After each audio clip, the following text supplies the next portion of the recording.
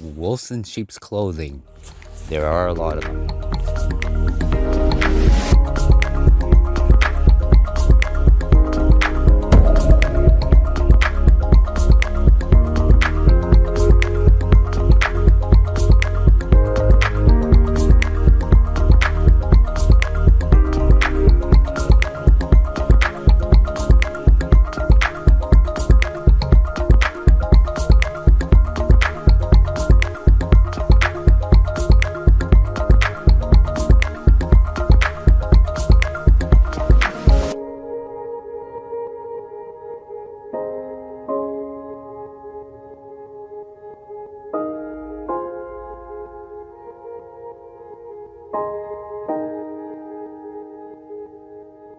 Imagine you're wondering about the title of this video.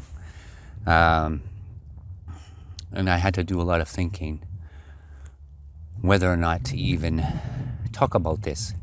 If I look at the overall picture, the larger picture of things, this is this is a journey, right? This has been my journey. It's a story of what's going on here, and the YouTube's a big part of it. Of course, it's the way for me to get the story out there, right? And there are a lot of things to consider when you make a decision like this to put up a channel and put yourself out there, especially something, it is a sensitive issue, the belief in Bigfoot. And there are people that, you know, we're all crazies, right? We're crazies.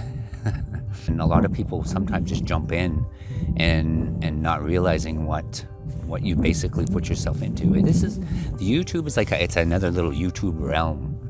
And there are these genres and different communities and a lot of clickiness within those communities. And the Bigfoot community is one of those. And it can get intense at times, right? And there are those people that want to take away from that the legitimacy of the subject, right? Whether it's real, whether it's fictional, it's there. There's not much we can do about it, but that's what you're putting yourself into. You're basically inserting yourself into an environment. I named this video Wolf in Sheep's Clothing because there's a disadvantage for the one who's putting themselves out there, like myself, right? You see me, you hear me, you watch me. And when I correspond with certain individuals, certain people, you're not entirely sure, because this is where the disadvantage comes in, right? I can't see you. You could be a fictional character, somebody with a fictitious name. And I'm not saying that everybody does that, but there are ones who use that and use these kind of situations to do things like that. Do you remember this video? It was my comparison video with the fire orbs that I had south of the property here, which I'm facing at the moment. The comments on that video were up and down and all over, and the previous video. That's why I did the follow-up video, the comparison video, just to answer some of those questions, right? And there was quite a few that I removed on that video in the comment section, and that were disturbing. I'm not going to mention names because I don't want to do that, but people making comments and saying things I said that I didn't say, right? And this is one of the things that I believe that I need to do and I need to take care of, because again, this is I'm putting myself out there. It's personal to me, right? You know, someone out there is saying I said things that I didn't say. I'm going to speak up. That's just who I am, and I'm not afraid to. If they're watching the video, this individual had donated to the channel, used the donation link, the PayPal donation link, and I received emails this morning. This person's trying to retract and want reimbursement for their donations, right? So now it's almost like going to litigation over donations. They didn't like, I stated to this person, I didn't say these things. Nobody said these things about my video, about what was going on in my video. And I have this image in my head of this little kid stomping his feet. That's right. Raven. He agrees. He may be surprised. He actually helped me more than what the intent was, possibly, right? Because just from dealing with this Like, it's the first time I've had to deal with something like that, and I've learned a lot just in the last few hours. The people at PayPal, they're great. They, let me know a lot of, I guess it's a very common thing. It's a shallow attempt at trying to harm me or hurt me or make me feel bad. And I'm not going to lose sleep over it. If I have to give this person back their money, no, I don't want it, right? If that's where it's coming from, and that's the kind of person it's coming from. Like I said, there are wolf in sheep's clothing. It's my reputation. It's what I'm doing here. It's my future where it comes to Bigfoot and the research and the community. I'm the last person that would hurt or harm anybody. If I was to turn the table and put myself in that situation of the individual, admit your mistake, right? Say sorry, and we move on. You don't do stuff like this. For those that are considering doing a YouTube channel, you got to dot your I's and cross your T's, and if you can learn from me, I hope I can help, right? It's always been about me helping and sharing, and if it's something I don't know, I usually say I don't know, or I'll leave a question mark on the title of my video and stuff like that, because I'm not gonna tell you it's something that it isn't.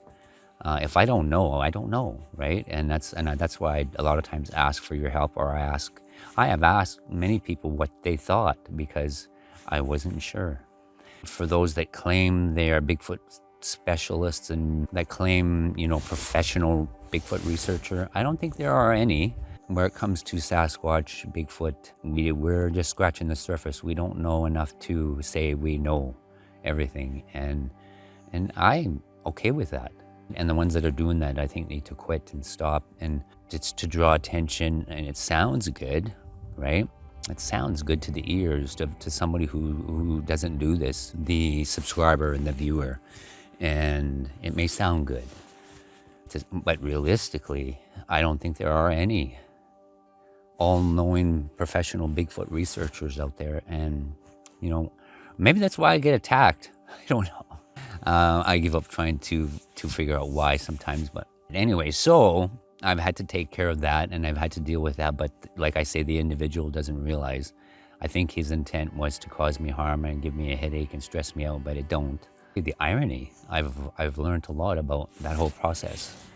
If what he's trying to do goes his way, myself and PayPal will have to pay that money back, and we'll do it and get it over and done with. But it needs to be pointed out, so I will protect myself, and if speaking out about it and putting this out for others that may be thinking of, like I say, doing a channel in the future, and you can learn from this, that's the bonus, right? That's the extra. And because it's a scary thing.